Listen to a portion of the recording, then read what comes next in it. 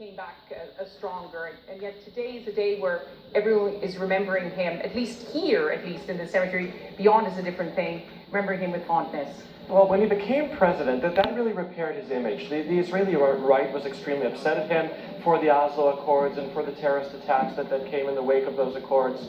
And when he became president, he decided to become a unifying figure.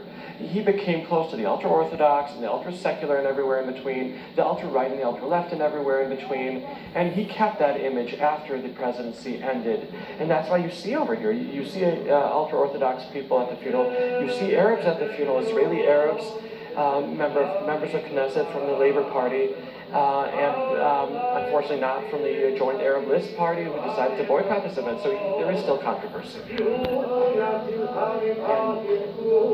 And now the coffin, draped with the Israeli flag, is entering this hill on a warm Jerusalem day. The family following. 3 children, grandchildren, great-grandchildren. His 3 children will speak today. Children from his wife Sonia, who died 5 years ago. And chose not to be buried here. Chose not to be buried alongside Shimon Peres. She decided to be buried in a youth village where they met. And other leaders here are buried next to their wives. It's like we're being among them, and he'll be lonely.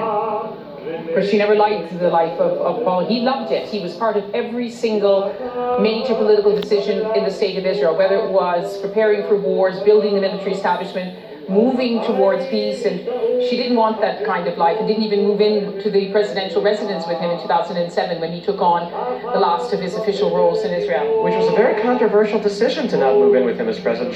He begged her to come, and she said no. She decided to live the last years of her life as a private citizen, as a grandmother, and he had to respect that decision, and to not be buried here, and had to respect that decision as well. But there was no question that Peres would be here. He has 2 lots reserved for him as a former president and as a former prime minister here in the plot reserved for the great leaders of the nation of Israel. He'll be buried beside Yitzhak Shamir, former prime minister of Israel, member of a paramilitary group before the founding of the state of Israel.